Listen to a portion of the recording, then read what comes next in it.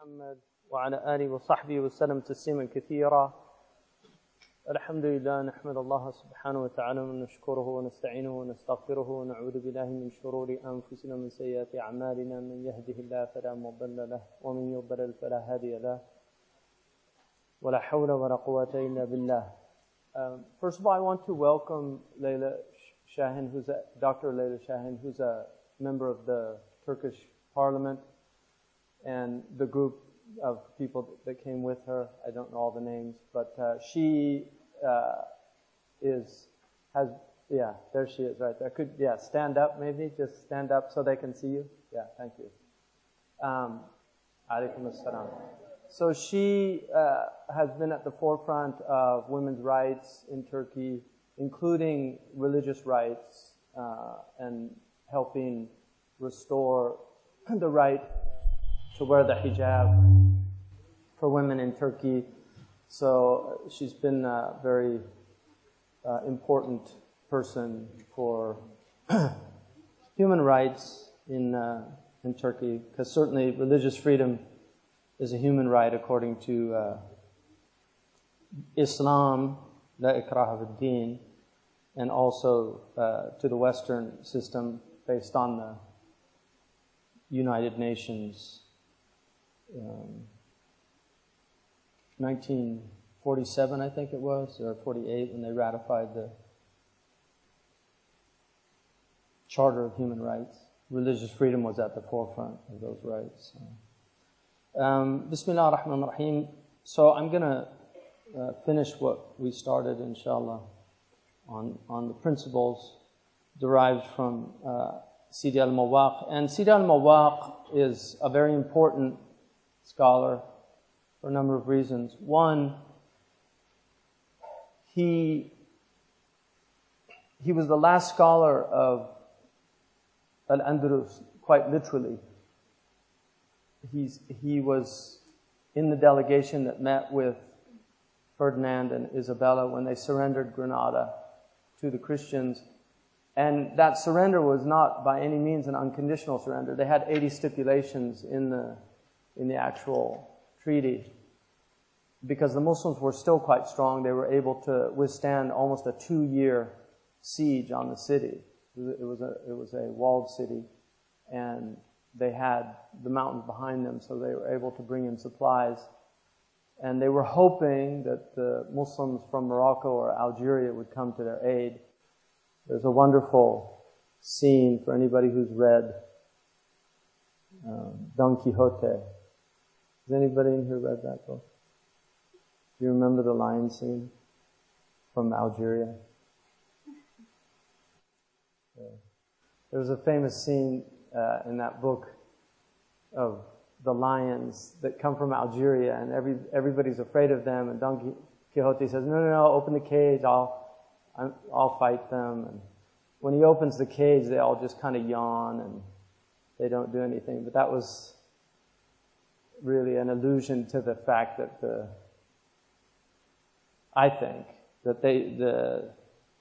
North Africans didn't do anything to help the Andalusians other than take them as refugees, which is a big help, but they certainly didn't go.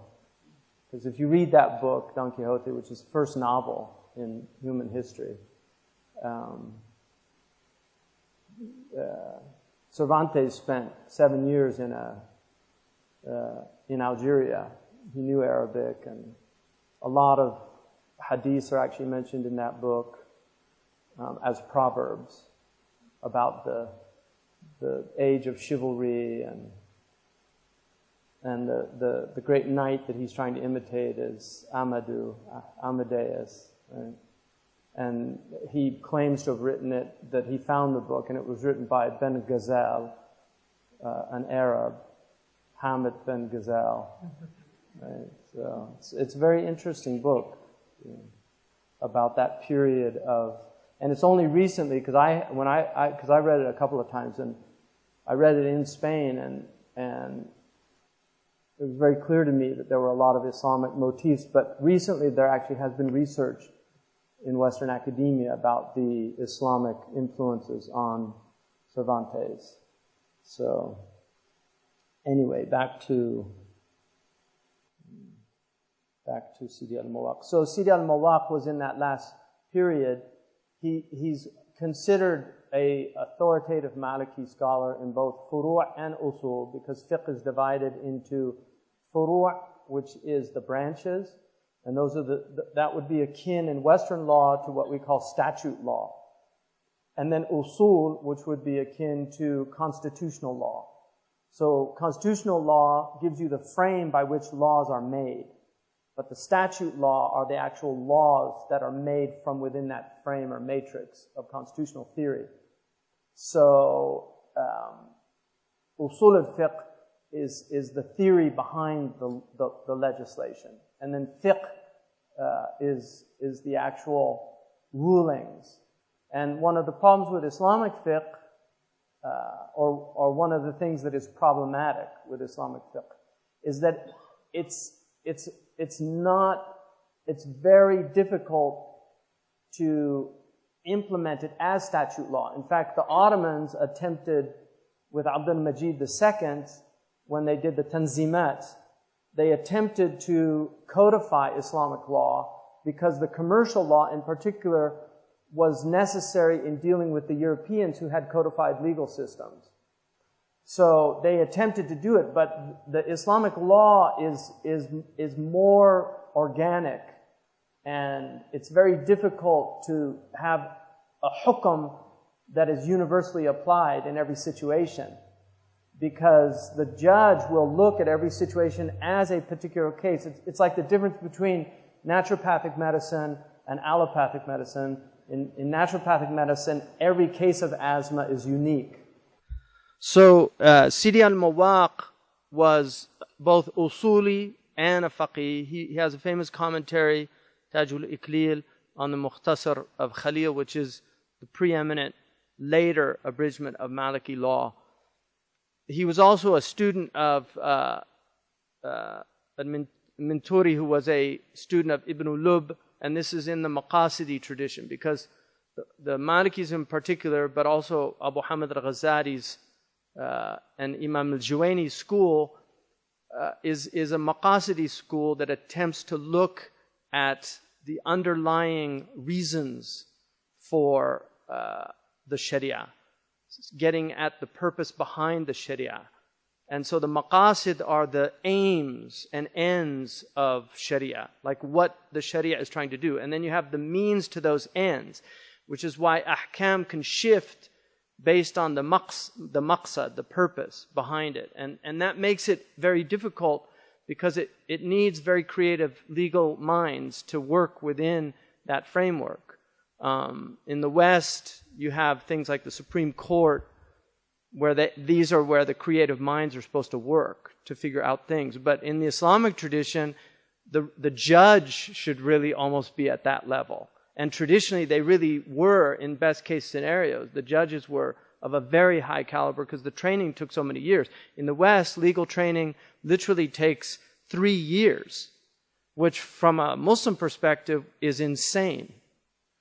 To give a person a license after 3 years to practice law would be considered madness in the Islamic tradition. In the Islamic tradition, you would have at least 15 to 20 years before you would get a permission to issue fatwas and to be fair, in the Western tradition, it takes a while to get to the stage where you can actually be like the Supreme Court, where they do issue those type of judgments. Because they're more like muftis, with the exception, they're like a mufti and a judge, because their positions become binding. Although the great legal theorist from Princeton University, Robert George, has a brilliant, I think, argument about the original intent behind the Supreme Court, and how it differs from the modern. This is for the Americans, even though everybody else gets affected by this stuff, unfortunately.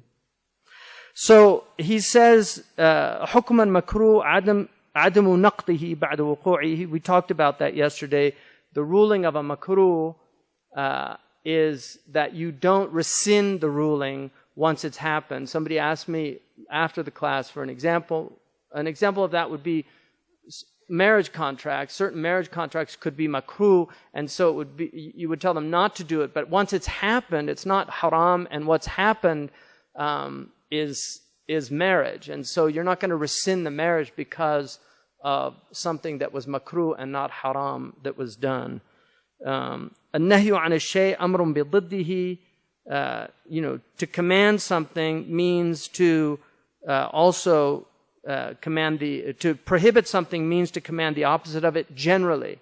So when Allah subhanahu wa ta'ala says, لا تقل لهما أف, don't say to your parents أف, then the opposite means speak kindly to them, right? So if a nahi comes, it very often means to do the opposite, right? ولا تنهرهما, so don't insult them or be mean to them. قلة الإثم بنسبة إلى كثرته خير كثير. Very important qaida. Less sin in relation to more sin is a great good. And this is very important. This is why traditionally Islamic societies tolerated levels of sin. And you get into Western, if you read Max Weber and the theories about crime and the social functionality of crime, this is also related to this. Not to the same degree, but in that you have to allow for flexibility within a society. Because if you try to eliminate all sinfulness, it will lead to greater sinfulness. So there are certain things that you want to focus on. Like in our culture, we're seeing a collapse of family. So focusing on things that will keep the family healthy and survive is more important than focusing on other things of lesser importance. And this is a type of triaging, to use a term from emergency medicine. If somebody comes in with a headache, it could be a brain tumor and it could actually be extremely dangerous. But you're not going to treat that person before you treat the person who's lost a limb and they're bleeding to death. You have to look at what's more important. So then he says, القرب إذا شهد الشرع باعتبار جنسها فهي مندوبة. In actions that draw you near to Allah, if the Sharia recognizes the genus of the action, this is very important because in logic you have a genus and you have what's called jins and nu' and khasa. These are terms from logic. They're called the 5 predicables in classical logic. So you have the genus, and then you have the kind, and then you have the difference, the differentia. The genus and the difference gives you the kind, the species. So for instance, if you look at a human being, our genus is animal. Biologically, obviously we have eternal souls, which is a theological, but looking at us as a species among the species of animals, we are under the category of the genus of animal. We're not vegetable, right? We're not mineral. We're animal. But what gives us our difference? Intellect, because other animals don't have it. So that's the difference. You put the difference in the genus together and you get the species, which is rational animal or human being. Qurba there's a genus, like dhikr is a genus. There are many types of dhikr that differentiate that dhikr from other dhikr. So recitation of Quran, the genus is dhikr. But the species, right, is the reading of Quran. Right? So it's dhikr by reading the Quran. So what he's saying is the genus of dhikr is encouraged in Islam. There are many ways to do that. And so, if the Sharia sees that this is from the genus, then there are many ways to do that. And this is a big khilaf amongst people that say all of ibadah is tawqifiyah. That's true. But dhikr is what is mawquf.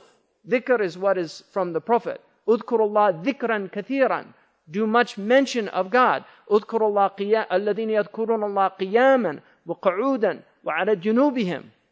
They remember Allah standing, sitting, and reclining. So the Quran gives these 3 hayat, which are the hayat, the things that human beings do, that all those are appropriate to do dhikr in. So now there's bid'ah in dhikr. undeniably. But generally, dhikr is seen as a good thing.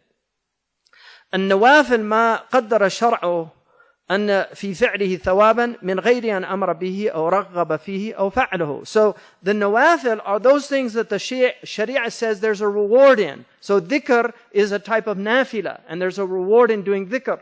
Whether it encourages a specific kind of dhikr. Like for instance, you could just be saying, Ya Muhayminu, Ya Muhayminu, Ya Muhayminu. Sidi Ahmed Zarruq says if you want to strengthen your memory in his commentary on the 99 names, Ya Muhayminu is a good name to do constantly. There's nothing in the Sharia that says the Prophet used to do Ya Muhayminu. But the Quran says call on the names of Allah. And Muhaymin is one of the names. So it's permitted. Now there's certain names that people aren't encouraged to do a lot. Like you don't want to call Ya Mumit. You know, that's not a name that you really want to invoke. Unless you've got some enemy in front of you. Ya Mumit. Amit, you know. But generally it's not a name that you want. Ya Mumit, you know. And I mean, you don't really want to call on that name as a type of invocation because it's one of the Jalali names. And anyway. ما اختلف العلماء في تحليله وتحريمه فلا يقال فيه حرام. If the ulama differ about its tahleel and about its tahrim, you don't say haram as a am statement. The early ulama did not say haram. If you look at the early period, Malik and Abu Hanifa, they used to say things like la yu'jibuni, I don't like it, or la yaf'aluhu an-nas. When Malik was asked about music, he could have said haram. He didn't. He said la yaf'aluhu illa al-fusaq 'indana. It's something that the people that aren't very religious do it in our community, right? But he didn't say haram because it's amr mukhtalaf fihi. Now, when the majority of ulama say something is prohibited and a minority say that it's not, then generally the ulama tend to go with the dominant opinion because of the hadith of إِذَا اخْتَلَفْتُمْ فَعَلَيْكُمْ بِالسُّوَادِ الْأَعْظَمِ. When you differ, be with the majority. وَيَدُ اللَّهِ مَعَ الْجَمَعَةِ. The providential care of God is with the jama'ah. So ما اختلف العلماء في تحليله وتحريمه فهو مكروه ومن تركه أجر ومن فعله لا يأثم. So when the ulama differ about, some say it's halal, some say it's haram, it takes the hukm of makruh. You'll get a reward if you don't do it, but you're not sinful by doing it. Very important qa'idah. إذا ظهر للمرء خلاف ما يظهر لغيره فيمتنع في ذاته ولا يحمل الناس على مذهبه. If it appears to a man something that is another comes to a different conclusion, he can not do it in and of himself. If he thinks something's haram, but other people say it's not, but he thinks it is, then he shouldn't do it himself. But he shouldn't force other people to follow his school. They said about Imam al-Ma'zari that his knowledge was so vast that he never actually would attack anybody. Because he would say, maybe he's following the opinion of so-and-so. That's how vast his knowledge was, that he found excuses for people in what they did. مذهب المحققين أن كل مجتهد مصيب. The madhab of the masters is that every mujtahid is correct in his ijtihad. الرد على قول ابن حزم أجمع على أن متبع الرخص فاسق. That there's a rejection of Ibn Hazm's claim that those who follow license are fusaq, irreligious people. انعقد الإجماع على أن من أسلم فله أن يقلد من يشاء من العلماء بغير حجر أو حجر. So the ijma' is that whoever becomes Muslim, they can follow anyone amongst the ulama. They don't have to follow any specific group or opinion. لا تسع الفتية والحكم إلا بمشهور المذهب. You should follow the dominant opinion. العارفون بلا أفضل من العلماء بأحكام الله. The Gnostics, those who have knowledge of God are over those who have knowledge of categories of God, the ahkam. So this is the purpose of life is to know God. فَاعْلَمْ أَنَّهُ لَا إِلَهَ إِلَّا اللَّهِ. Know that there's no God but Allah. And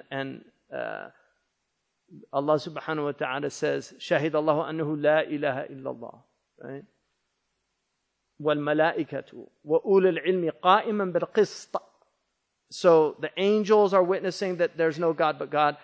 And then ulul ilm, those who are firmly rooted in knowledge. So this is the purpose. And that's why Ma'ruf al-Karhi, the great Zahid from Baghdad, who was a contemporaneous with Ahmed bin Hanbal, they asked Ahmed bin Hanbal, because he had ulama in his gathering and great students of knowledge, they asked him once about Ma'ruf al-Karhi. They said, هل له نصيب من العلم? Does he have any knowledge? And he said, عنده رأس العلم خشية الله. He has the whole purpose of knowledge, which is awful awareness in the real sense of awful. An awe-inspiring awareness of God. So in other words, he has the purpose of knowledge. إنما يخشى الله من عباده العلماء. Those who have khashya are the ulama. So that's the real alim, even if he's not very knowledgeable in the sharia. If he has real awe of God, then he's a arif. He's a alim billah. Even if he's not a alim bi ahkamillah. Because you can have a person who knows all the rules of sharia, but he's fasiq. He's an irreligious person. And there are many in the history who knew all the knowledge, but they didn't practice it. مخالفة الجماعة فيما أبيح لنا ليس من شيم الأئمة.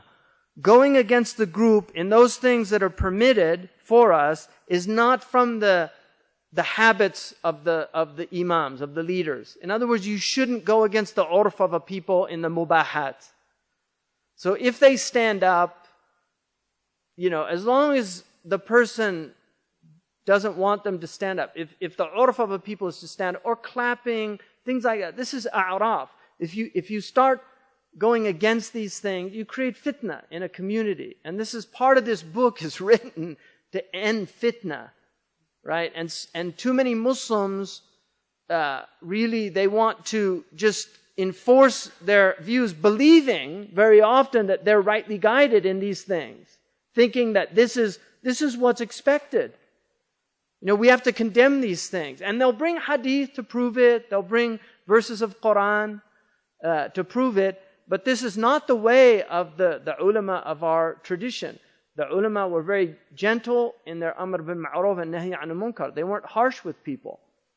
And then they also prioritized the triaging. What's more important? That people gather to hear a good lecture, or that they don't clap. And if you start rebuking them for clapping, maybe they won't come back again, because it's like, what's that about? What's up with that? Is it really that big of a deal? But people make these things very big deals. And these are things that go under a'raf. They're customs and norms, right? The norms of a people.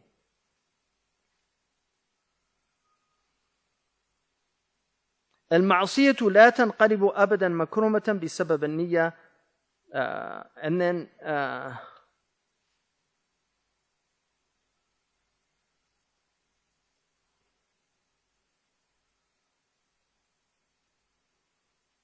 so فعل الخير لا يمنع من أراده إلا أن يصح. إن السنة نهت عنه من وجه لا معارض له. To do any act of good should not be prohibited for the one who wants to do it, unless there's absolutely something sound from the sunnah that prohibits it in a way that there's nothing that contradicts that. It's a really important qa'idah. If people want to do good, and then they say, oh, that's a bid'ah. If it's a good, and there's nothing in this gets to a masala that's very important in our tradition, which is called tark. And this is why the next thing that he follows that up with is, الترك ليس بموجب لحكم في ذلك المتروك إلا جواز الترك وانتفاء الحرج فيه خاصة وأما تحريم أو لصوق كراهية فلا لا سيما فيما له أصل جمري متقرر من الشرع. This is a really important qaida. If you understand this, you get a lot. If the Prophet did not do something, this is called tark, right? وَسَكَتَ عَنْ أَشْيَاء, right? رَحْمَةً بِكُمْ لَا نِسْيَانٍ. God was silent about things as a mercy to you, not out of forgetfulness. فَلَا تَبْحَثُوا عَنْهَا. لا تَسُرُوا عَنْ أَشْيَاءٍ تُبْدَأَ لَكُمْ تَسُؤُكُمْ. Don't ask about things that once it comes to you, then you're distraught by it. The Prophet did not like a lot of questioning. Don't delve too deeply into things. هَلَكَ الْمُتَنَطِّعُونَ. They perish, the extremists. So you can go into this kind of extremism. The early ulama differed about tark. Imam Malik inclined towards avoiding things the Prophet did not do. That's because he had a lot of wara'. It's not to say the other imams didn't have wara', but Imam Malik was very conservative. For that reason, for instance, he considered it makruh to recite Quran in one voice. Because he couldn't find anything that said that the Sahaba did that. The other imams said, like Imam Shafi'i, tark is not a dalil. If the Prophet didn't do it, it's not a proof that it's haram. And if you can find something of the genus that permits it, then it's perfectly fine to do. So, in the example of the Quran, the hadith in Sahih Muslim, مَجْتَمَعَ قَوْمًا فِي بَيْتٍ مِّن بِيُوتِ اللَّهِ يَتْلُونَ كِتَابَ اللَّهِ وَيَتَدَارَسُونَهُ بَيْنَهُمْ إِلَّا نَزَلَتْ عَلَيْهِمُ السَّكِينَةُ وَغَشِيَتْهُمُ الرَّحْمَةُ وَحَفَّتْ بِهِمُ الْمَلَائِكَةُ وَذَكَرَهُمُ اللَّهُ فِي مَنْ عِنْدُهُ. So, in that hadith, كما قال, in that hadith, no group of people gather in a house of the houses of Allah. يَتْلُونَ كِتَابَ اللَّهِ. Right? It doesn't say يَتْلُو أَحَدُهُمَ الْكِتَابِ وَيَسْمَعُ الْآخَرُونَ. One reads it and the other. No. اجتمع, in the Arabic language, افتعل, اجتمع means to gather together. So they gather together and recite the Quran together. So they said, this is a proof. Right? And the fact the Sahaba didn't do it is not a proof that it's not prohibited to do. Now, some of them use the hadith, the athar from Ibn Mas'ud that says that Ibn Mas'ud radiallahu anhu found some people in Iraq that were in a circle of dhikr, doing dhikr together, and he said, what is this? And he said, Nadhkurullah. He said, Afuqtum ashaba Muhammad sallallahu alayhi wa sallam? Are you better than the companions? In other words, we didn't do this. Why are you doing this? That's often used as a dalil. Well, Sidi Ahmad Zarruq in the Qawaid says, and this is a qaida in what's called adab al-ba'th wa munadara, the comportment of discussing and debating about issues, ala naqil as-sihhatu wa ala al-muda'i ad-dalil. That if you're going to mention some naqal, if you're going to transmit a hadith or a verse or anything and say qala or qala fulan, so and so said, you have to show that it's sahih. The attribution is sound. If you're going to make a claim, you have to bring a dalil, either naqli or aqli. There's two types of dalil. Dalil naqli, which is a transmitted dalil, or a dalil aqli, a rational dalil where you can prove it by reasoning that this is true. So Ahmad Zarruq says, bring the dalil of that, because we're not going to leave a sahih hadith in Sahih Muslim that says that you can gather, or the hilq al-dhikr, that because Ibn Rabah said, hilq al-dhikr, hilq al-halali wal-haram. That's true. The circles of dhikr are the circles of fiqh and learn. Like this would be considered, even though we're not in a circle, it would be considered to be dhikr, because we're learning the ahkam of our deen, we're learning our religion. So this is the reward of doing dhikr of Allah.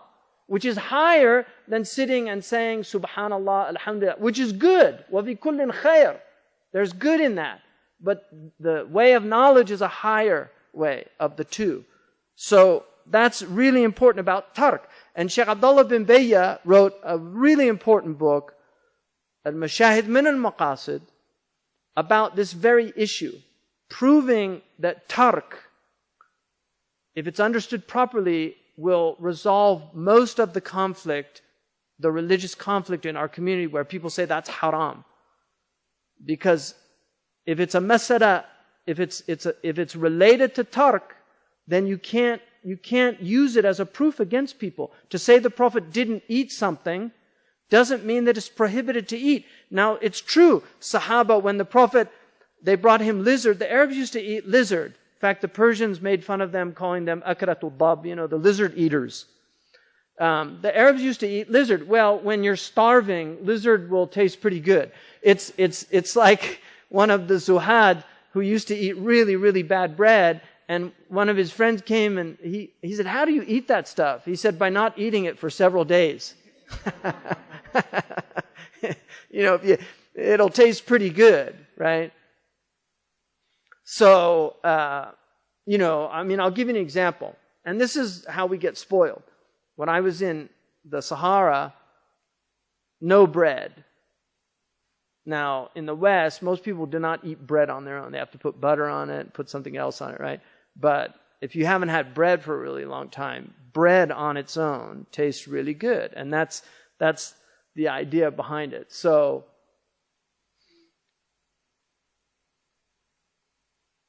how did I get off on that? I know that. Yeah, thank you. Somebody's paying attention. Yeah. That the Prophet ﷺ, if he didn't eat something, it wasn't. So the Prophet ﷺ, when they said it was dab, he withdrew his hand. One of them said, "Aharamun ya Rasulullah, is it prohibited?" He said, "No, except that my people don't eat it." In other words, and there's a tradition, Omar, yani a'tu kulla jasadin ma'tad, give bodies what they're accustomed to from food. One of the signs of the real sickness of the modern period is eating a lot of different types of food. So people have, what do you want to have tonight? Indian, Italian, Chinese, Turkish. They're all the different. Traditionally, people ate the same food every day, and then on their festivals, they had different foods. So the body doesn't know what to do, because one day you give it all this Chinese food, and it's like, I'm from Ireland. Why are you giving me Chinese food? Next day you give it Italian, and what's up with this? So it gets confused. And that's why traditional societies always ate the same thing. Every day, the same thing. So the body's used to it, it knows how to deal with it. But when you give it all these different things, it creates a type of physiological confusion, and then it begins to break down and get sick. Anyway, that's my theory. But, so the Prophet ﷺ did not eat lizard. That doesn't mean that it's haram. Because there's no proof that it's haram. So if you go to China, where they eat dog, now I wouldn't eat a dog. But Maliki said it was makruh.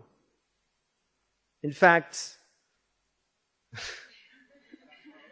Imam Shafi'i has a proof against. He said, "Idha nafs ta'affuhu." If the self considers it foul, then it's prohibited to eat. So he would say, like snails, escargot, the French eat snails. He would say, because most people, you talk about eating slugs or snails, they just feel sick. Now they're trying to convince people to eat insects. Have you seen this latest movement to eat crickets and things, good protein, and but people generally don't like that. But some people like things. Now cats, it's too far, because cats, Chinese culture, some Chinese eat cats, which I think that's fitra gone wild. Yeah, because cats, you should not eat a cat. Trust me. And I don't think you should eat a dog either, but the Malikis did permit it because Imam Malik would not prohibit something he could not find a clear dalil for.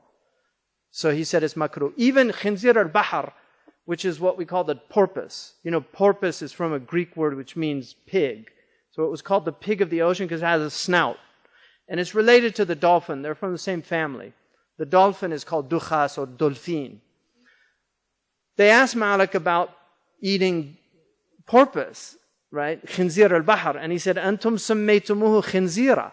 You know, you named it pig, so I wouldn't eat it, you know, just because Allah haram al-khinzir, you know, so even if it's khinzir al-bahar, don't eat it, right? And I would not eat a porpoise. They're like our cousins, you know, they're probably down there discussing what's real and what is not, you know, right? They have huge brains, right? Porpoise and dolphins. But everything from the ocean is permitted, right? Yeah.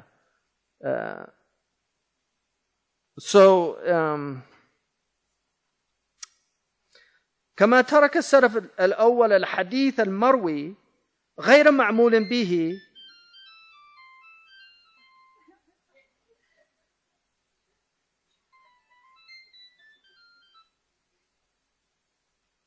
Hello?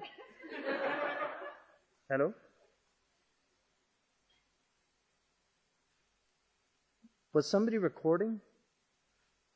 Why do I have a phone here? This is not my phone.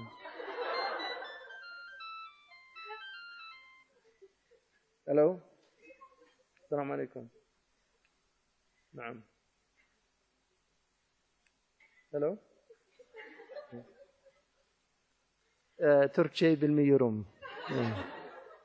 Huh? Is this your phone? Do you speak English? Arabic? Whose phone is this?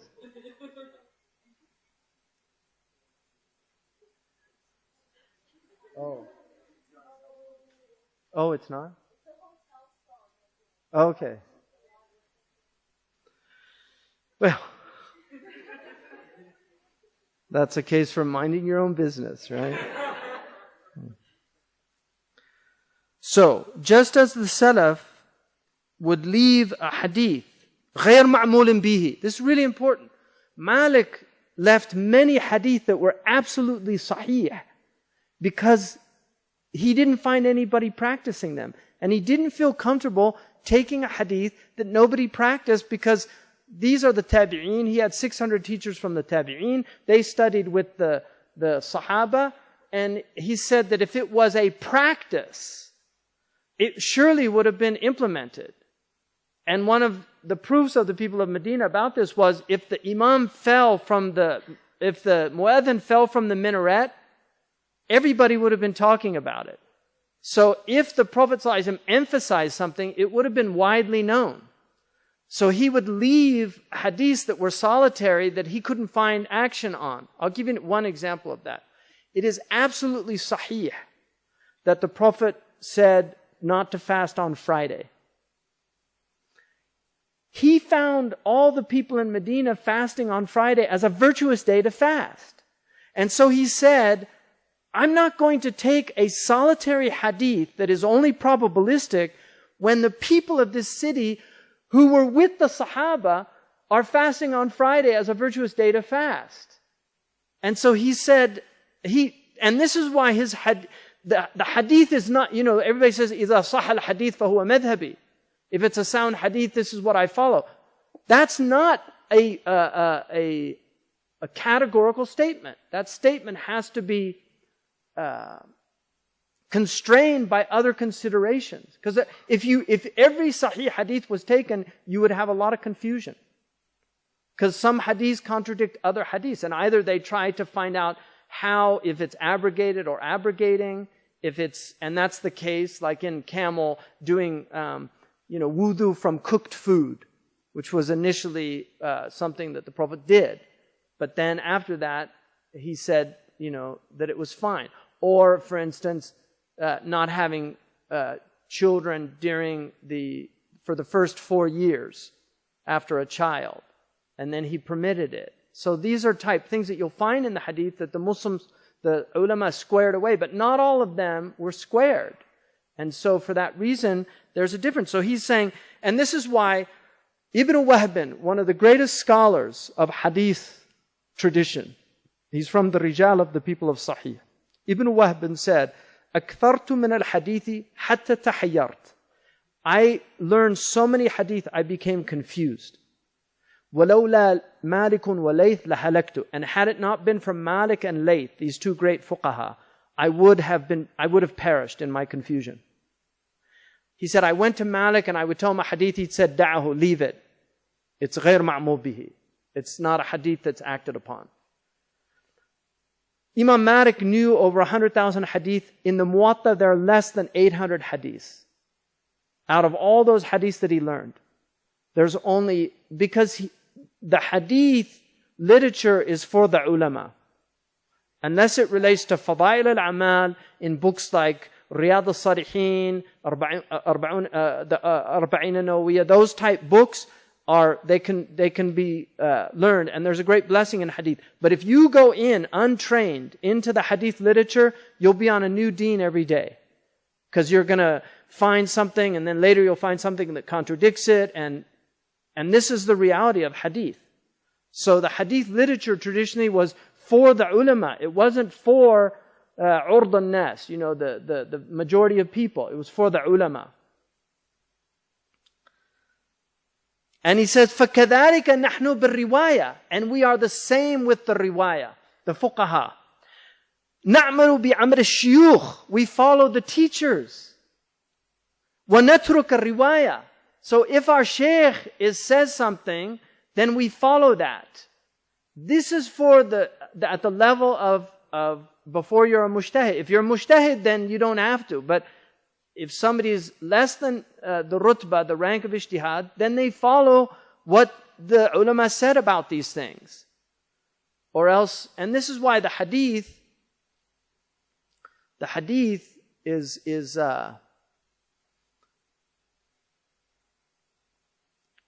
the hadith literature is vast, because the early period, they collected everything and they wanted to ensure that nothing was lost. But then they left it to the fuqaha to sort it out.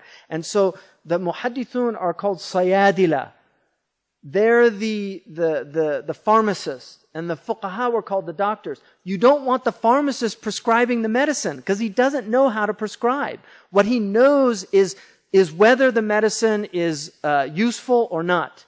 So the muhaddith is a saydali. This is the metaphor that our ulama used. He's a saydali. He says this is sahih, but the faqih looks at it and says this is for prescription, right? Or not. Very important distinction.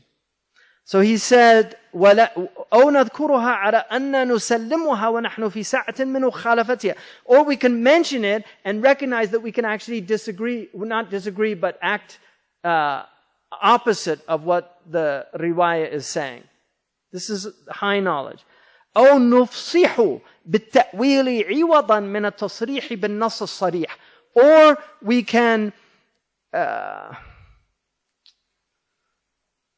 express in nufsihu بالتأويل, we can express an interpretation or articulate an interpretation in exchange for whatever the tasrih of the nas is. So we make a ta'wil. So ta'wil is to go from the literal to another type of meaning.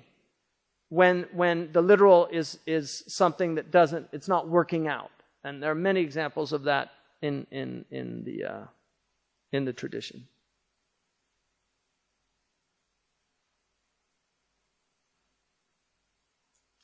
ما لم ينهى الله عنه ولا نبيه فلا معنى لمن كرهه. If Allah didn't prohibit it, or the Prophet didn't prohibit it, there's no meaning in saying it's makruh. Because nahi karahiyya comes from Allah and His Messenger. إن الخلاف إذا لم يكن في أمر شرعيا إنما هو يعني شيئا جائزا. A difference of opinion, if it's not from a sharia matter, إنما هو يعني شيئا جائزا. Then it's just permitted. If it's not about Sharia, if they differ about a reason other than the Sharia, it's just a difference of opinion. It's a permitted thing. So if إنما هو يعني شيئا جائزا هل ينفع أو لا فينبغي أن يعمل. Is it beneficial or not? Then if that's the khilaf, people can do it. الأشياء أصلها الإباحة. This is the dominant opinion. There's another opinion, أصلها التحريم. That's a valid opinion, but the vast majority of ulama said أصل الأشياء الإباحة. The foundational legal ruling of all things is permissibility until you have a proof that it's prohibited. That Allah, He's the one that created everything in the earth for you. So everything is permitted unless there is a clear nas that it's not. And that's the dominant ulama.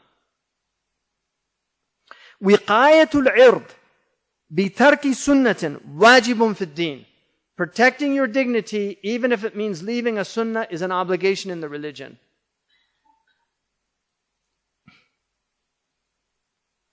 ظاهر الأحاديث أن رسول الله صلى الله عليه وسلم كان يرشح للصحابة ما يأتون في مستنبطاتهم من عمل الخير. It's clearly indicated in the hadith tradition that what the Prophet ﷺ, what the Sahaba were doing from good deeds based on their own istinbat, that he encouraged it. So when he would see them doing something good, he would encourage it. ليس كل ما فعلته العجم منهيا عن ملابسته إلا إذا نهت الشريعة عنه ودلت القواعد على تركه. Not everything the non-Arabs do is prohibited from doing, as long as the Sharia didn't prohibit it, or the qawaid, the principles that we have, don't indicate that it should be avoided. This is really important because there are hadiths that say don't follow the ajam, don't do what the non-Arabs do. Those hadiths are specifically, sometimes specific to the Arabs. So for instance, the Prophet ﷺ said, من يحسن أن يتكلم بالعربية فلا يتكلم بغيرها فإنه يورث النفاق. Whoever is capable of speaking properly in Arabic, he shouldn't speak in other than Arabic because it will cause hypocrisy in his heart. كان مالك يكره رطانة الأعاجم في المسجد. Imam Malik didn't like the non-Arab speaking in the masjid of the Prophet ﷺ. If you take those hadiths, so what? Our religion means everybody has to become Arab? The Quran says that in the difference of your complexions and your tongues is a sign of God. The Prophet ﷺ spoke Farsi to Abu Huraira when Abu Huraira had stomach ache, and the Prophet ﷺ said to him in Farsi, "Is your stomach aching?" He said, "Yes." The Prophet spoke Habashiyya when Habib came back, gave him a shirt from Ethiopia. He said, "Inna hasana." And he used an Ethiopian word to say it's nice. Because she had learned Ethiopian while she was in Ethiopia. He spoke with every tribe according to their dialect. So when the Yemenis came, he spoke Yemeni dialect. And there's an indication that he knew all the languages. So the Prophet ﷺ did not prohibit language. The Quran, even though it's all Arabic, Araba, it turned into Arabic some other terms from other languages. So Firdaus is originally from Persian, right? Paradise, it's from Persian. The Qistas, right, was a Latin term.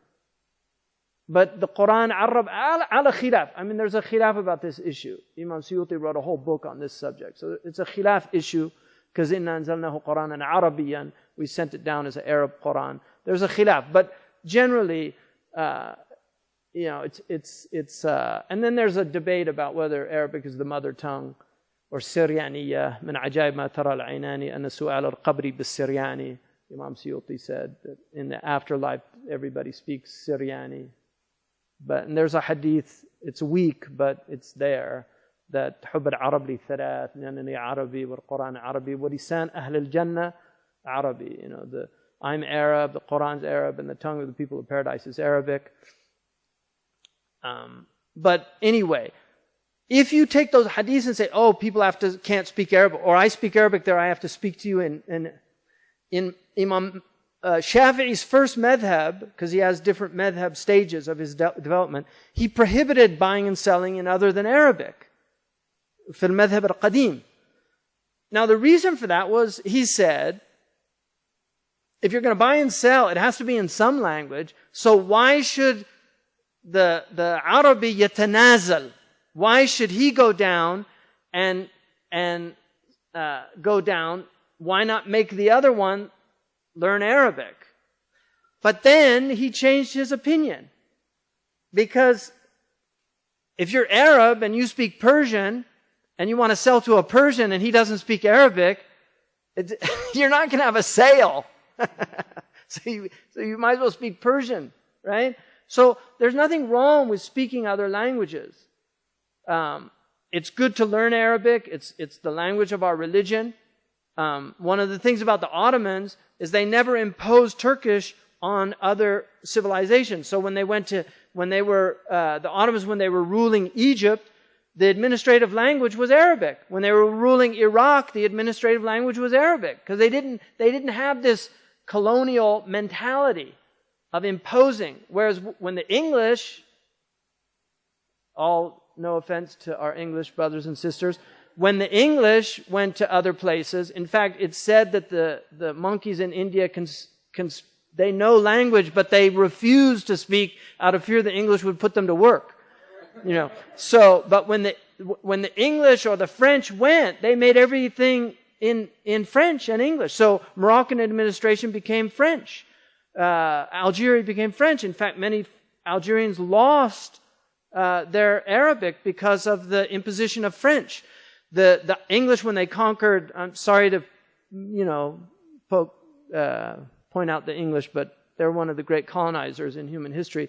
When the English colonized Ireland, and they say the Welsh are the Irish that couldn't swim, right? When the English conquered Ireland, they cut out the tongues if they spoke Gaelic. So Irish people whose original language was Gaelic don't speak Gaelic anymore except in few areas. They're trying to revive it like they've revived Welsh in Wales as a language. But they lost their tongue, literally, for speaking Gaelic.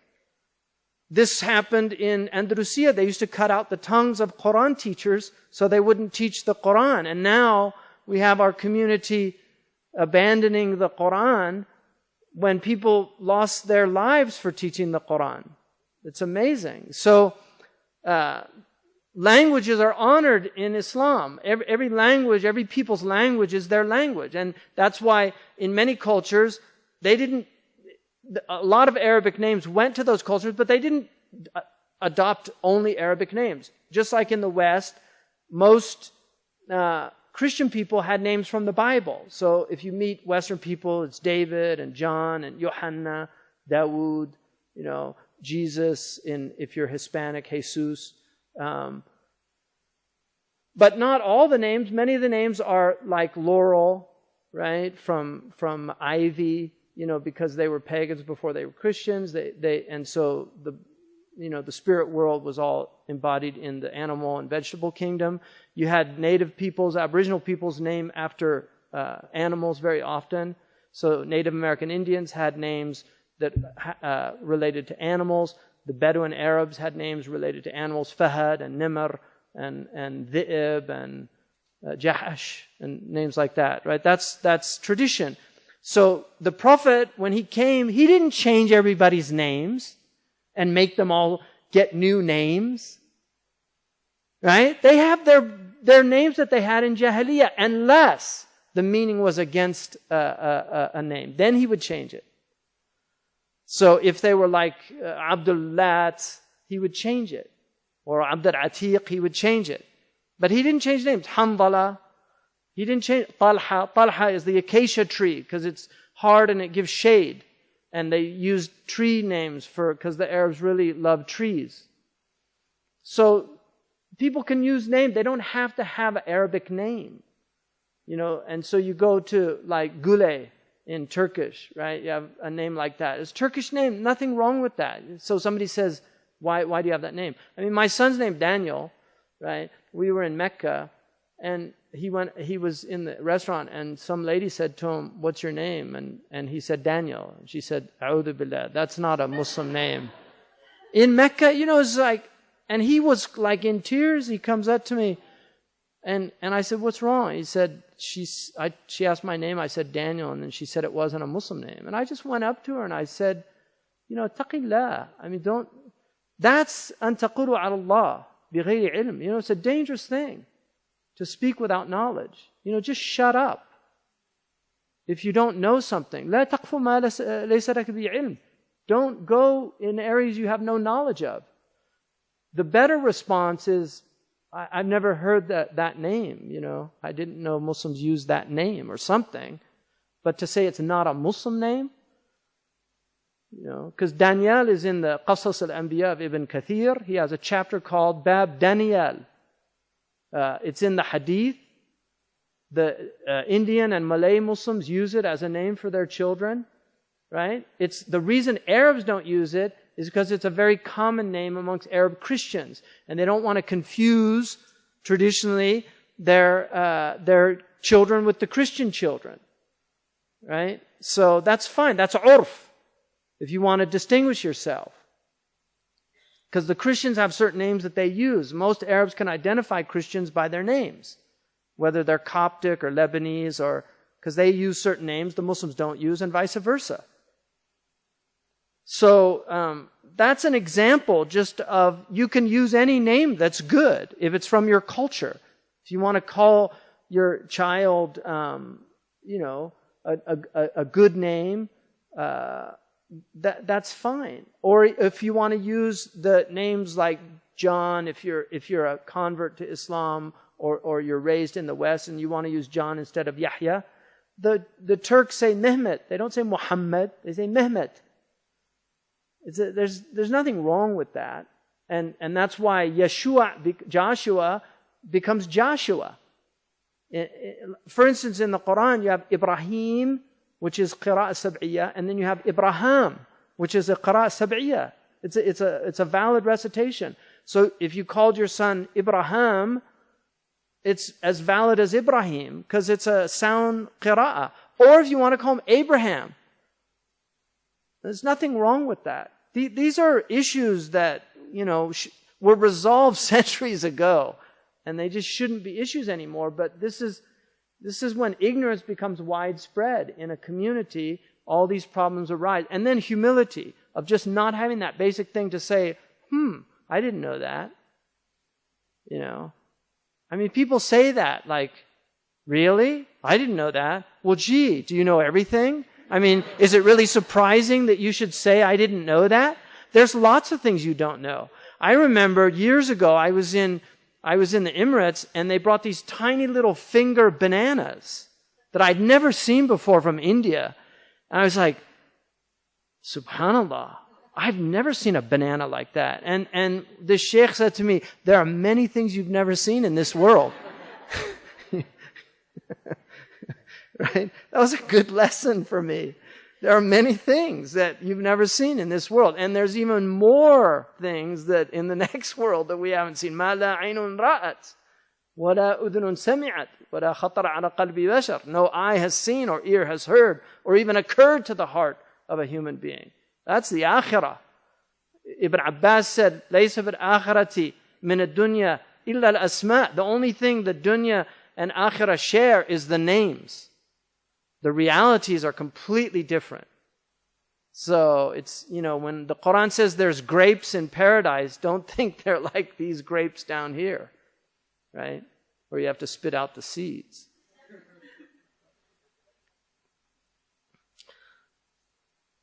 So that's important. And then dress also. There are hadiths about man tashabbaha biqawmin fahuwa minhum. Whoever imitates a people is from them. And so one of my teachers, Abdullah At-Tiridi, who was a student of Sheikh Al-Ghumari, and I actually have ijazah from him from Morocco. Sheikh Al-Ghumari was very rigid and strict about things, and he wrote books. Sheikh Abdullah has a book, Al-Istinfar fi Ghazar al-Tashabbuh bil-Kuffar, like calling people to fight the ghazwa of not imitating the kuffar.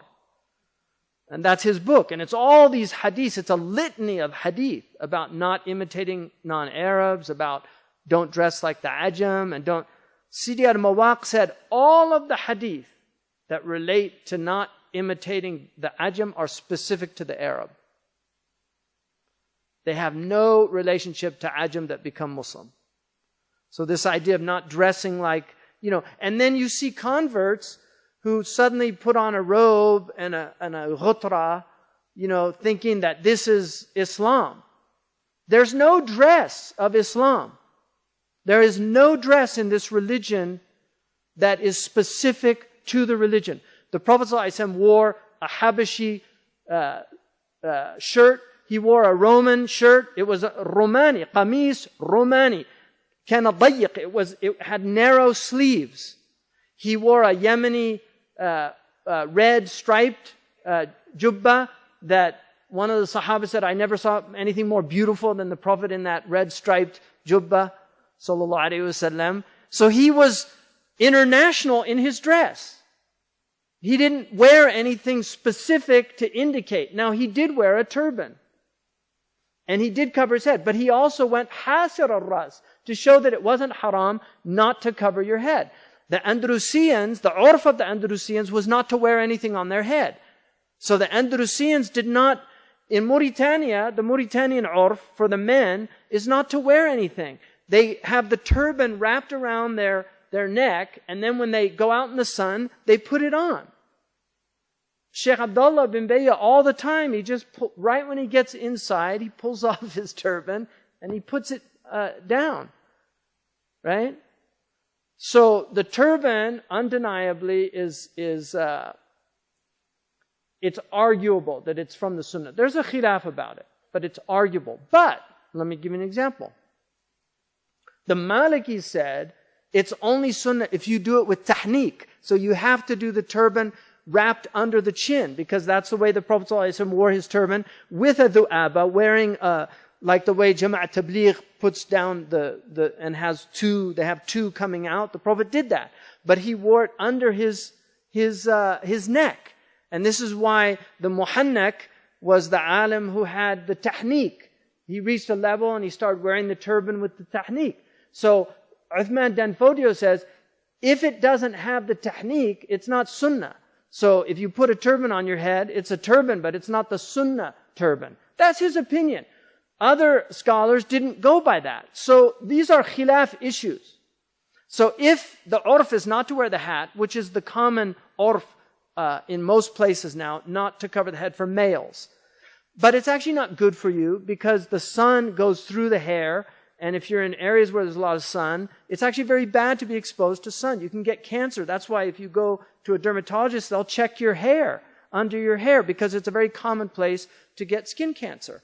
And we know now that exposure to the sun is except for very small amounts to get your vitamin D, like 10 minutes a day maximum. But other than that, it's not a good thing to be exposed to the sun. And people that have a lot of sun exposure, they wrinkle quicker, they have a lot of skin problems, especially if they're from northern climates. So traditionally, people covered their head, in both male and female. Now, female coverage is the urf of the Bani Adam. I mean, women have covered their head in every civilization, except for Aboriginal peoples who usually wore very limited. They didn't have textiles, so they didn't make cloth. Most of them wore skins and things like that. Aboriginal peoples and the elite, who have always not done those things. But the Byzantine women covered completely, like a lot of some of the areas in the Gulf, the modern Gulf Arabs, where they cover even with the niqab. That was a Byzantine tradition. And Marshall Hodgson argues that it actually was adopted by the Muslims from the Byzantines, because it was the elite women that covered their faces, not the common women. And historically, in the Muslim world, it was the elite women, which is why on Hajj they're not allowed to cover their face, because it was something that distinguished the wealthy from the poor. So the women on Hajj weren't supposed to cover their face.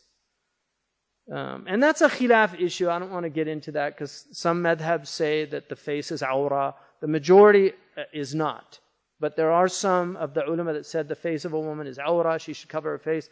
It's a weak opinion, traditionally. And then they say the fasad al-zaman, a relative hukum about fasad al-zaman, because there's an argument that every zaman outside of the prophetic period was a corrupt period. Wallahu ta'ala a'lam.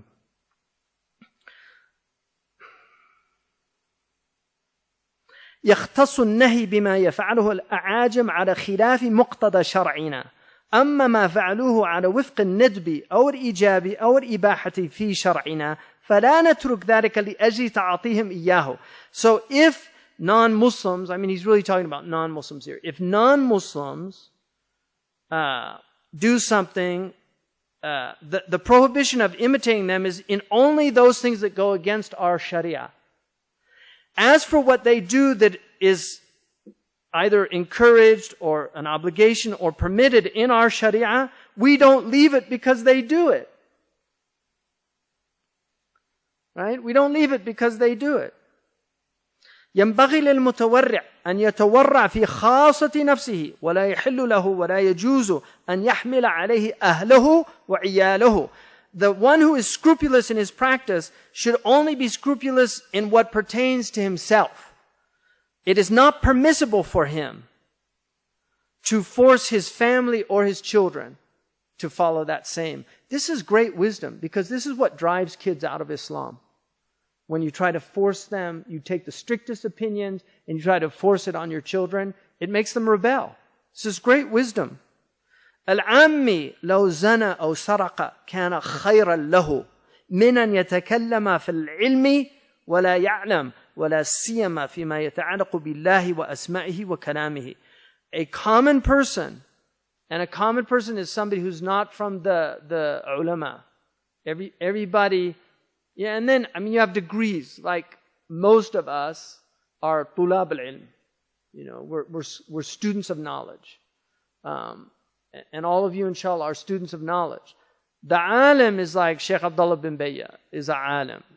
You know, to say that, you know, and some of us, like Dr. Omar is, I mean, I would argue that he's a alim in ilm al-kalam. Like he knows ilm al-kalam very well. And he's mutafaqih. He knows fiqh. He studied fiqh to a good level. He knows usul and things like that. But even he himself would not put himself in the category of somebody like Sheikh Abdullah bin Bayya. And I certainly would never do that.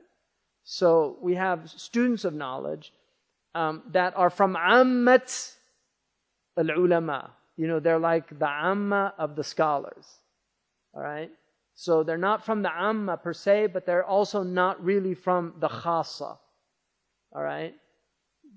And then you have, I mean, that's my category, so don't take that as a, you know, rule. I'm just, you know, that's not a real category, but it's just helping you understand these differences of what a du'at, the fuqaha, the mutafaqqi, the alim, the mujtahid, the allama.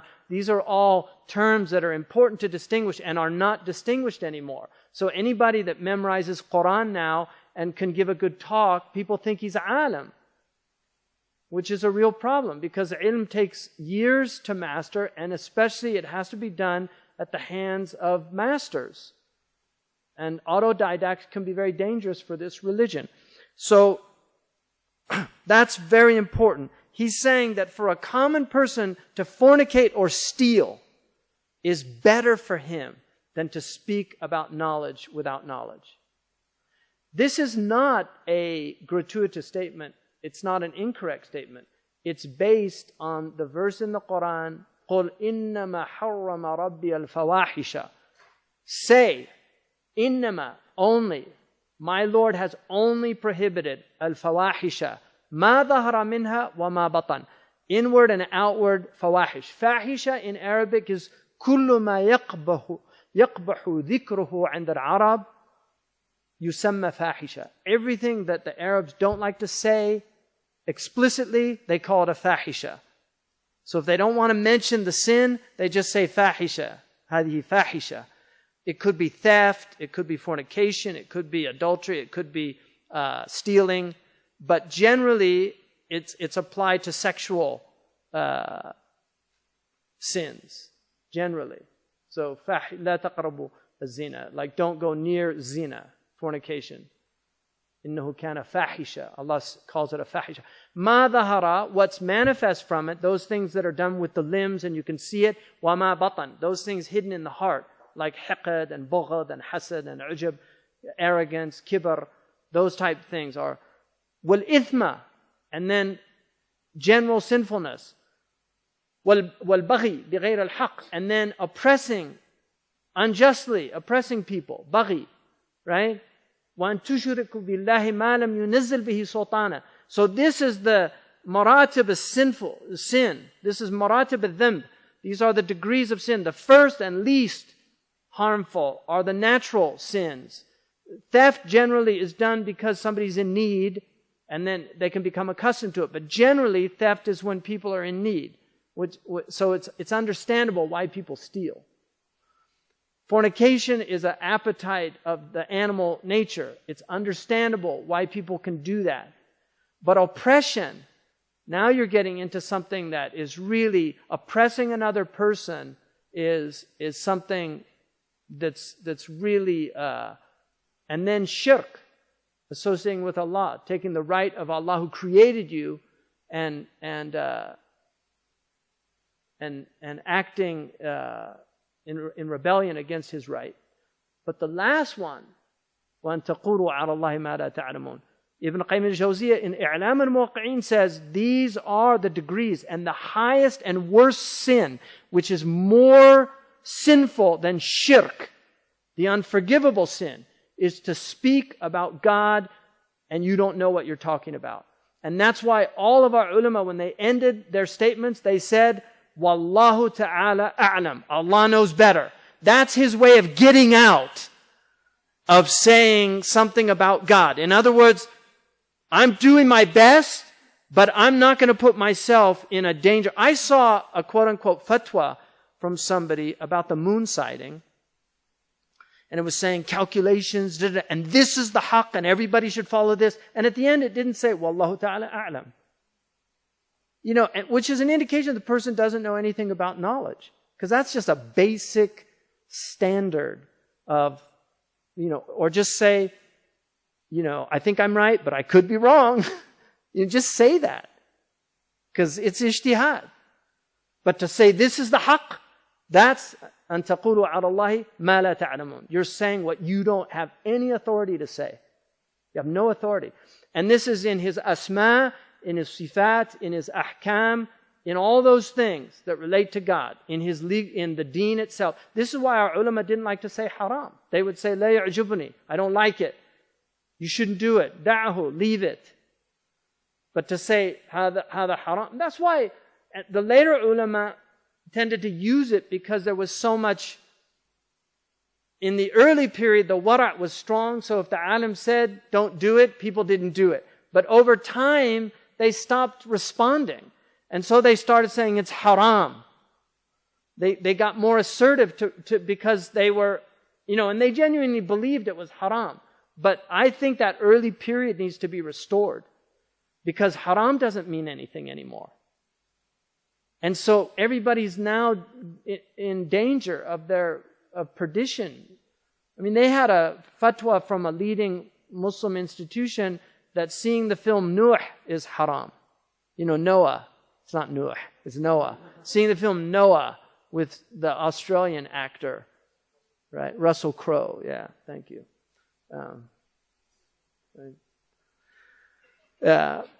So somebody from down under there, obviously. So they said, oh, it's haram to see Noah. First of all, pick your films, man. We've got an ummah now that are watching pornography. I mean, pornography is a major problem in our ummah today. And just look at the Google stats, if you can trust Google, but look at the Google stats on pornography downloads and searches. The highest ones are in the Muslim countries. And it's a real crisis in our communities. So, I mean, maybe they'll go to Noah and have Tawbah, afterwards. I wouldn't see it. I don't want to see it. But I'm just saying, like, pick your films, Either say they're all haram, but this is a problem because, people now, it doesn't mean anything. Your 18-year-old kid in the Muslim world, they're not going to listen to that fatwa. It just becomes abath. It becomes meaningless. So they hear haram, it doesn't mean anything. I heard Shaykhna bin Bayya, the brilliant son of Shaykh Abdullah bin Bayya, Shaykhna said, he heard one of the du'at on TV telling the parents, giving them advice, don't say aib to your children about things. Tell them haram and halal. Don't say aib. We have to get rid of this whole cultural thing and this is deen of Allah. And that is really not understanding the importance of urf and social regulation. Because people will not do things out of shame from society. Right? Inna Allah yaza'u bis-sultan ma la yaza'u bil-Qur'an. God will prohibit things with the government that He doesn't prohibit it with the Quran. In other words, just out of fear of being punished by the government, people will not do something that's haram, whereas because the Quran says don't do it, they'll do it. The human nature. So the social regulation is very important to say this is aib. Aib. It's better than saying in many instances it's haram. Because if they do it, at least they know it's a aib and they'll hide it. But if you say it's haram and then they do it, had an intihak. It's degrading the hurma of God, the sanctity of the deen. So unless it's absolutely haram, we should avoid that word. Because we need to retrench. We need to see what we're up against. We have a tsunami of sinfulness out there, and we need to choose our battles. Right? So we have to get back to the kaba'ir, because people are doing kaba'ir now. And the saghair will be forgiven إِذَا اجْتُنِبَتِ الْكَبَائِرِ. The hadith says that Allah will forgive lesser sins if the major sins are being avoided. And so focusing on major sins and just not putting all that attention, everything's haram, so people get fed up. I can't do this. It's too hard. Islam. Like Azhar Usman said, it's not Islam, it's hard. Right?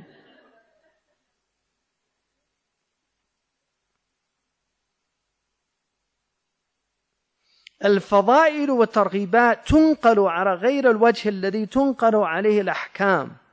So virtuous deeds and encouraged things are transmitted in other ways than the ahkam are transmitted. The hukm shar'i has to be a dalil sahih. You have to have a sound dalil or qiyas that's valid, analogical reasoning that's valid. Or once you get into usul, masalih al-mursala, istihsan for those who call. I mean, there's a whole slew of things that usuli scholars have to learn in order to derive rulings. But the point is that virtuous things, the ulama were not rigorous about asserting proofs for virtuous things. Because virtue is a good thing. So if it's a good thing, it's better people are doing dhikr than doing something haram. So if they're doing dhikr in a way that might not have been transmitted, but it's still from the genus of dhikr, it's better they're doing that than they're doing something haram. Now there are some people who take the other school that said, no, it's better that they're doing ma'asiyah and not doing a bid'ah. I mean, unfortunately, there are some people that, it's a very small minority, but they really believe that. It's better they're in the discotheque than in the zawiyah. Because at least in the discotheque, they know it's haram and they can make tawbah. In the zawiyah, they think they're doing something good and they won't make tawbah from it. This is the type of reasoning. But when you take this madhab and this methodology of our usuli giants, because he's in the tradition of Ibn Lubbin, of Imam al-Shatibi, of Imam al-Qarafi, of Abu Hamid al-Ghazali. These are the great giants of usul. This is their minhaj, which is a much healthier minhaj for a society that has a lot of diversity and a way of keeping people in Islam and in the halal.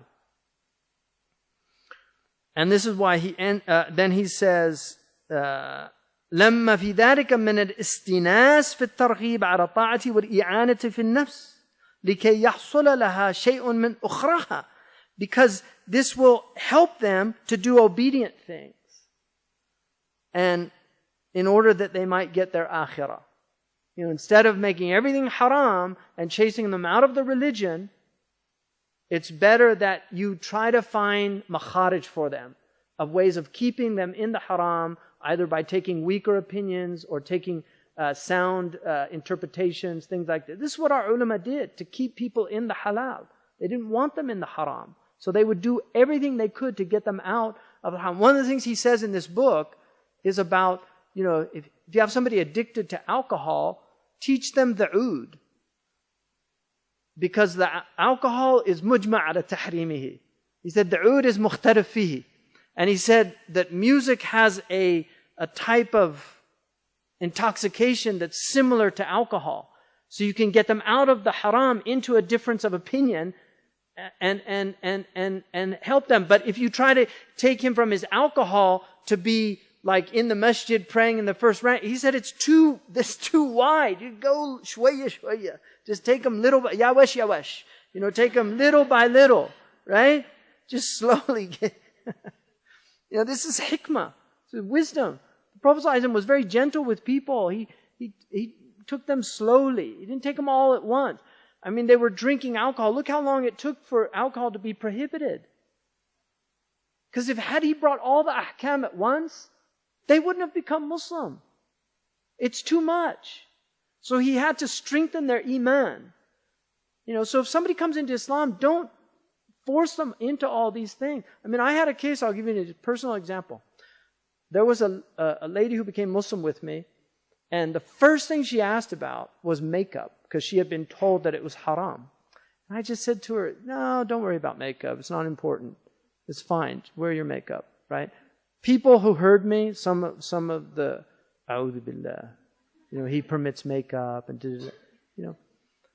She ended up leaving Islam. I asked about her, and I was, where's that lady? And they said, oh, she left Islam. I said, why? And they said, because they told her that she was now in fornication because her husband wasn't a Muslim.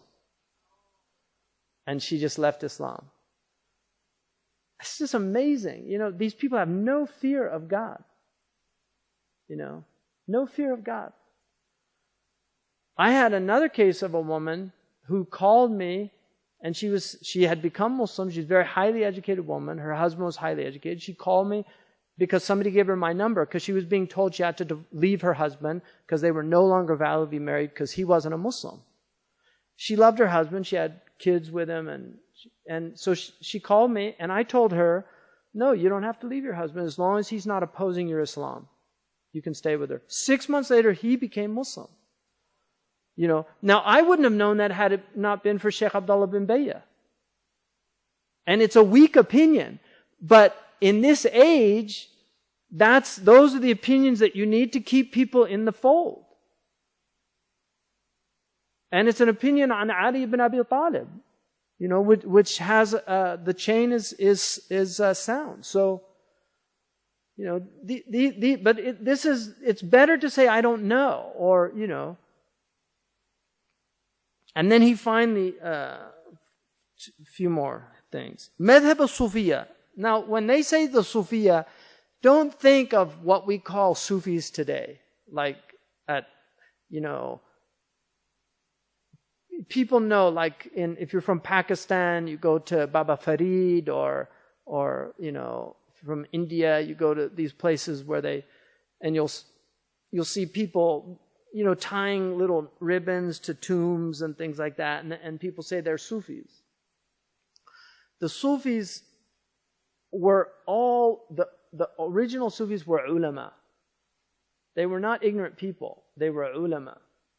Imam al-Junayd was a mujtahid in the madhab of Thawri. Shibli was a qadi in the Maliki madhab. He had a very high rutbah in Maliki madhab. Abu Hamid al-Ghazali is one of the greatest Shafi'i jurists in history. I mean, these were great ulama. They were usuli, they were mufassirun, So this idea now of the ignorance that's widespread in our community, and you have these ignorant people that call themselves Sufis. That's fine, whatever. But that's not what he's talking about. When he says madhab al-Sufiyya, he's talking about the ulama. And they were generally the strictest. The Sufiyya were very strict about ahkam, but they were easy on other people. That was the difference. In themselves, they were extremely strict, but with other people, they were very generous and would find makhraj. So now it's the opposite. You'll find that they're very easy on themselves, but they're also easy on other people generally. And I'm not going to, bash people that go under the name Sufiya if they want to call themselves that or something. I mean, I had a lady who, she was like just on the fringe of Islam, and and she told me, I'm a Sufi. That's fine, alhamdulillah, I'm happy for you. Well, I'm saying, no, you're not. A'udhu billah. Your Sufis are, where's your hijab? Sufis would always wear hijab. This is the other extreme. So you have these two extremes in the community of people that just speak ill of the Sufiya. Ahl Sufiya. Maulana al-Rumi was a great scholar before he was a poet. He was a great scholar. He was well versed in the ulum al-shar'iyya. He transmitted hadith, muhaddith. He's in the chains of the muhaddithun of his time. So Sadruddin al-Qunawi, who's here, was a great scholar. He was a Quranic master. People came from all over the Muslim world to read hadith with him. He was a master of hadith. So this whole idea that these people weren't the ulama is wrong. They were ulama. Now there are some amongst them that were illiterate that Allah gave big openings to. That's true. And that's a possibility. But generally, the vast majority were great scholars. So he says, مذهب الصوفية أن ما هو من باب الأعمال إذا كان لا يناقض حكما شرعيا بل ذلك في باب القرب المندوبة وشهد الشرع باعتبار جنسه فإنهم يأخذون به ولا يلتفتون لصحة أصله. So the madhab of the Sufis, if they find actions that are not contradicted by a Sharia ruling, and they're from the qurab and mandubat, they're from things that get you closer to Allah, and the Shara' recognizes the genus, they take those things, and they're not concerned about whether the asl is sahih or not. That's a madhab. You don't have to follow that madhab, but it's a valid madhab. It's a valid madhab, because these are ulama. They're not talking about ignorant people. They're talking about scholars. That was their opinion. ما أدى من الوسائل إلى طاعة فهو طاعة. What ما أدى من الوسائل. So those things that are means to an act of obedience are an act of obedience. So for instance, in order to recite the Quran, you have to learn the Arabic script. That's a means to an act of obedience. So the actual learning of the Arabic script is an act of ta'ah, of ibadah. So the means to an action has the hukm of the action itself. If you're doing it to get to an act of obedience, and you can't get there without it, then it itself is an act of obedience. Now this last one is very important. I want you to reflect on it. جميع الأغيار والأنوار والمقامات والأحوال والدنيا والآخرة والنعم الظاهرة والباطنة لا تلاحظ شيئا من ذلك ولا تركن إليه ولا تعتمد عليه بقية أو ذهب فإن ذلك قادح في إخلاص التوحيد. It's an amazing statement. all of the things that happen to you, lights that might come to you, the illumination is what the qawm called barq. You get these flashes of illumination that can happen. Maqamat, all these stations. Ahwal, going into ahwal. Wad-dunya wal-akhirah, world and other world. Wal-ni'am al-zahira wal-batina, and blessings, outwardly and inwardly. La tulahal shay'an min dhalika. Don't look at those things like this is what it's about. وَلَا تَرْكَنْ إِلَيْهِ. Don't depend on them, because you can lose your dunya, you can lose your maqam, you can lose all. Don't depend on these things. He said all of these things degrade the sincerity of your tawheed. All of these things degrade the sincerity of your tawheed.